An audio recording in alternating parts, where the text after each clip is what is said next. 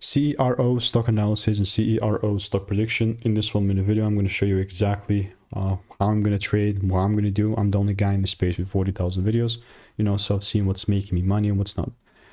This specific instance, I was open-minded for longs on CERO Therapeutics after this kind of pump, but you can see it managed to be a dump, pump and dump, and ultimately just a bearish market, man. Like, I'm just gonna mark these lows down here.